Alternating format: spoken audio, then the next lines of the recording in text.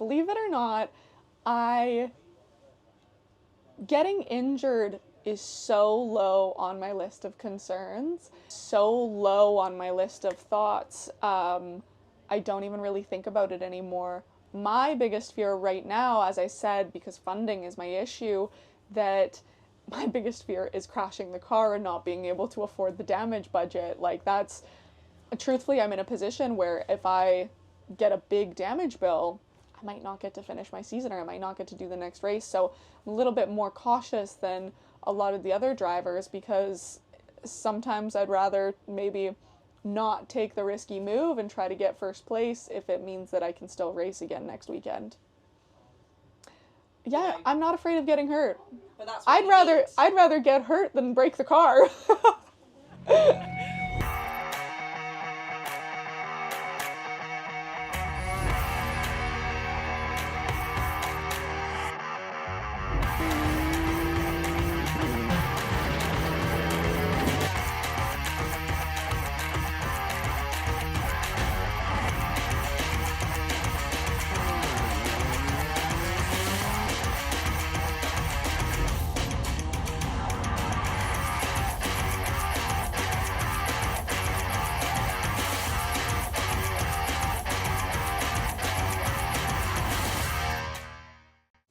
I am Alana Carter. I live in Toronto, Canada, and I am currently full-time racing right now. I got into racing because of my dad. I grew up racing oval track with him since I was about 11 years old, and then I moved to road course racing in about 2021, and I haven't looked back since. Probably my most fun story from the early days would be that at one point, racing was a full family affair for us. So there was one point when my dad, my brother, myself, and 2 of my uncles were all racing in the same class, going head to head. So that was a pretty fun experience. I just loved doing something with my dad, and we worked so hard. There were some weekends when me, my brother, and my dad were all racing, and preparing 3 cars and running 3 cars as a family is not an easy thing to do. Starting young in motorsport definitely helps, especially because seat time is so important, and I find it's a little bit easier to develop those skills when you're younger. That being said, you can start a racing career at any age. I know that there's some people that started later in life, and you're gonna have a different journey than the ones who started at a young age, but it's still definitely doable, and I wouldn't discourage anyone from getting into the sport because they feel like they're too old.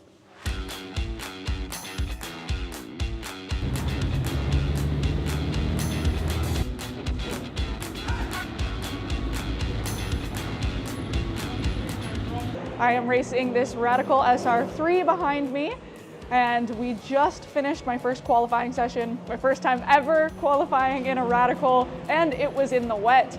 So I am very, very pleased with my P4 in class finish, and hopefully I'll be starting in a good position for the race now. I was feeling really good in the car, you know, it was wet, and I'm not used to the Radical in the wet that much yet, so I was just taking it really easy.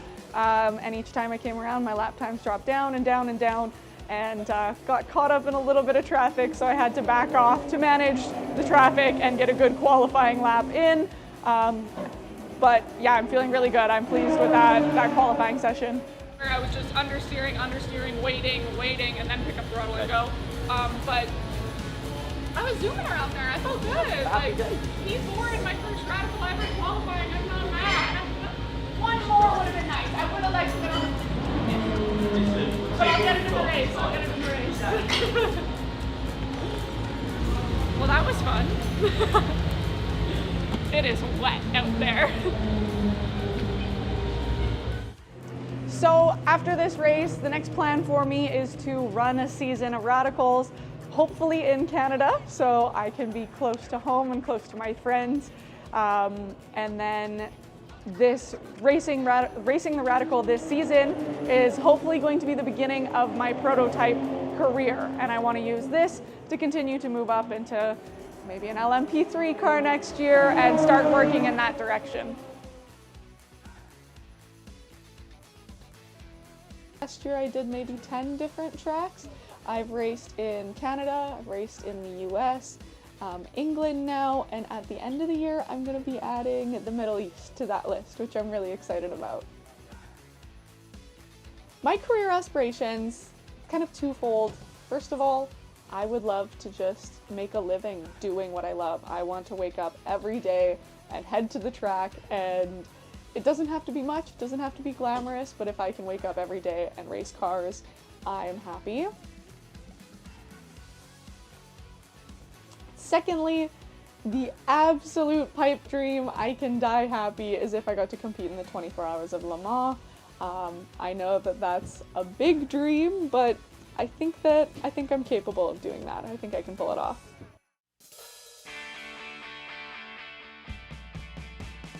My most proud moment as a driver would be probably when I raced GT Cup last year when I was in the Lotus Emira GT4. It was really cool to be one of the first people in the world to actually race that car, which was such a cool experience. And unfortunately, just because of the circumstances, I barely got any testing time leading up to that. So it was my first time ever in a GT4 car, my first time ever at that track and in that series.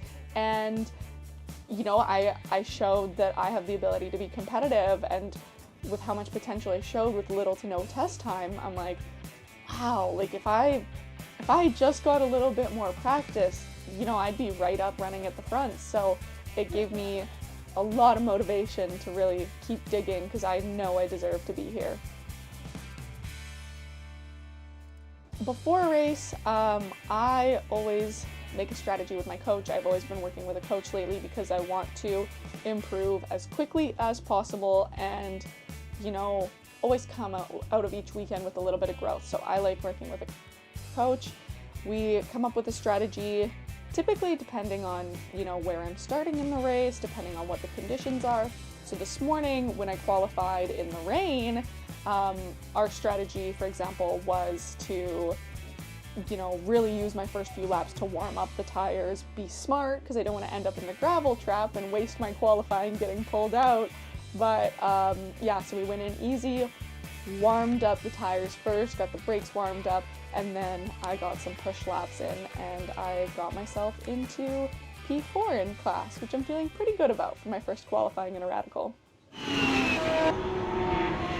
Before I race, I like to mentally prepare, honestly, by listening to music. I have the same playlist that I've got about 10 songs on, and whenever I'm training, whenever I'm racing, I listen to the same playlist, and it just kind of helps get myself into the zone. So on my drive here this morning, I had my breakfast wrap and a coffee, and I was jamming out to the same playlist. One of the songs on the playlist is called Ditto by Aries. I stole it from Daniel Ricciardo's pre-race playlist. It might have been something that someone absolutely made up, but I believe that Daniel Ricciardo listens to the same song, so if it's good enough for him, it's good enough for me. So I do a lot of physical training back home and even when I'm on the road. My big focus right now, because I'm racing a car with no power steering, has been on my upper body strength. I do a lot of very high rep, low weight training because I don't need to be able to lift 200 pounds, but I need to be able to turn in consistently for 25 minutes straight and not get tired. So yeah, that has been a big thing for me. One of my favorite things too is for the summer races when I'm racing in like the extreme heat, I started doing hot yoga to get me used to training in the heat, and I found that so useful. The first session back after a break is always the worst though. You feel like you're gonna die. It really is. It's very intense.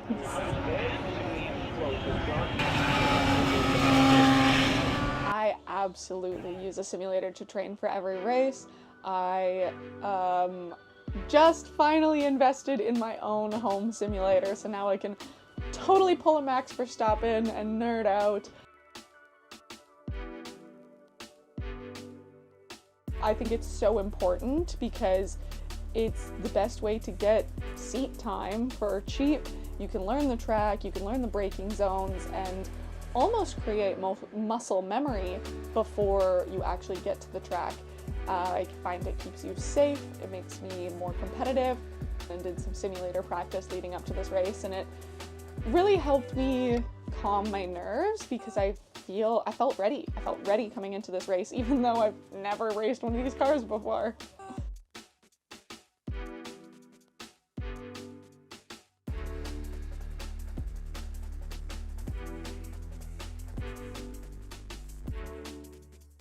So personally, I really like electric race cars. I would definitely be sad the day that, you know, we don't have combustion engines anymore because they're fun, they sound good. It's the whole energy of being in a race car that you get from like a big V8 engine, and that's what I grew up on in the dirt track world. But that being said, I was very involved in the development of the Scalar Performance SCR1 race car, which is a fully electric amateur touring car, and I have to say that thing is an absolute riot. Like, it boogies, it's got torque, it has straight cut gears, so it still sounds like something. It doesn't sound like an engine, but it still makes noise and it sounds like a race car. And yeah, it's very fun. I don't necessarily want to replace internal combustion cars, but I think that electric racing might be a nice complement.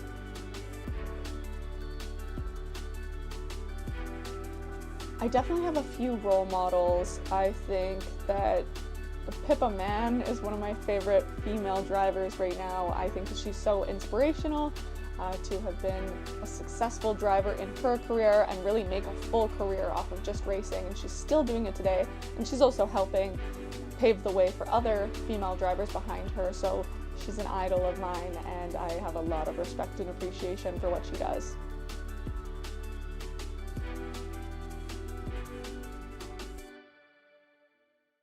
You know, I have to say that I have had more positive comments than I've had negative comments, and lately I get a lot more support than I do get negativity, which is great, but the negativity definitely still does exist. I remember last year, for example, when I pulled into the paddock with my teammate, the guy working the gate, we hand him our driver's badges, and he looks at us and goes, "Well, you two don't look like drivers. You look like the girls who stand on the grid and hold the sign."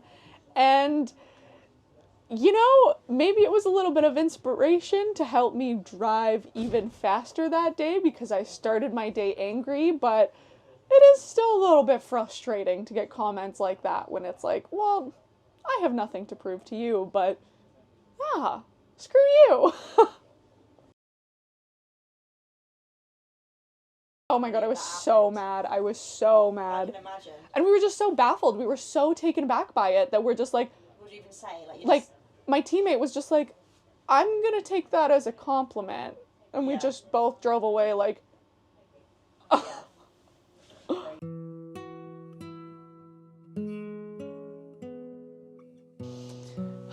My biggest obstacle with motorsport,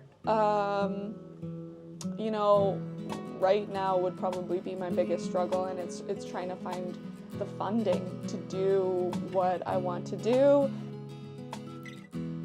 It's a tough world out there, and also I'm a race car driver. I'm not much of a salesperson, which is the hardest part. Once I get onto the track, I know how to do my job, but as race car drivers, we're forced to become these well-rounded business people, and I'm learning how to do my own marketing. I'm learning how to put myself out there and be my own lawyer and all of this, and it's quite a challenge to balance training, physical training, getting seat time, networking, and trying to find the money to do what I need to do.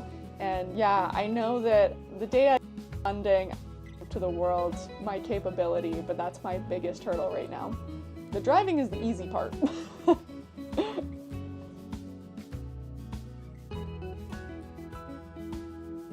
So, I only own one car right now. I spend all my money on race cars, and I'm in a position now with the circuit racing that I'm doing that I'm never even racing my own car anymore. I'm always racing other people's cars, so my daily driver is a little Ford Edge, and yeah, she gets me from A to B.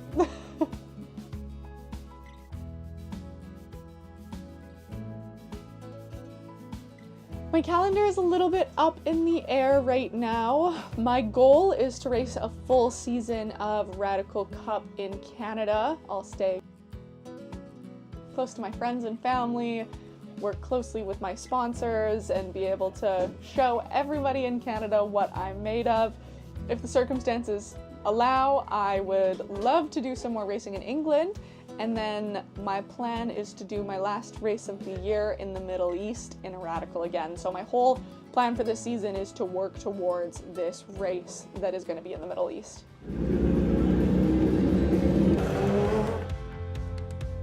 My favorite thing about motorsport is twofold. It's that I, as a woman, can compete head-to-head with men and be on an equal playing field. You know, I really don't have a physical disadvantage or any sort of a disadvantage in this industry for being a woman, which is awesome. And then the second part is honestly the community. Even though we're competitors, the racing world really is a big family. It's a small world and you get to know everybody really quickly, but it's really cool that even I've been in the road racing world for just a few years now and I feel like I know almost everybody already.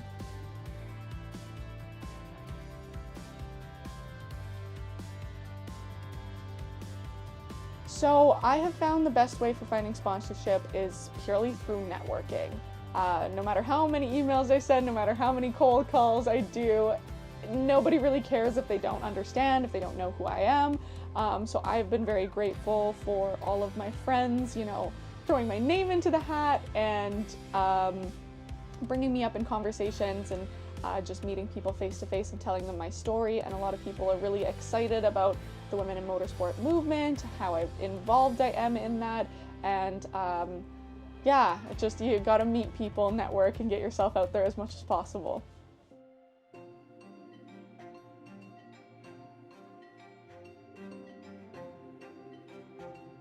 You definitely can make a living as a race car driver. It is challenging to get to that position because you need to be able to find enough funding to get yourself the seat time to prove yourself to the world and to prove that you're skilled enough to deserve that position. And then if you're lucky, you get picked up by a factory or you get enough sponsorship to be a full professional race car driver. So I'm kind of in that semi-pro phase right now where I've gotten the chance to prove a little bit and to prove that I definitely have the talent to go far, but I'm just trying to scrape together the funding to get a full season because I know I have the potential to absolutely crush it. I just need to be given the chance. I am very excited to be supported by Road to Racing. Finding the funding to race a full season has been a struggle, especially for young drivers trying to make a career for themselves in the industry. So I'm really grateful to have their support. So if you want to support my racing, you can make a donation to Road to Racing and get a charitable tax receipt in return. I'm getting my start in Radicals with the overall dream of racing at Le Mans one day with Formula Woman. So if you want to support my dreams, you can do it through Road to Racing.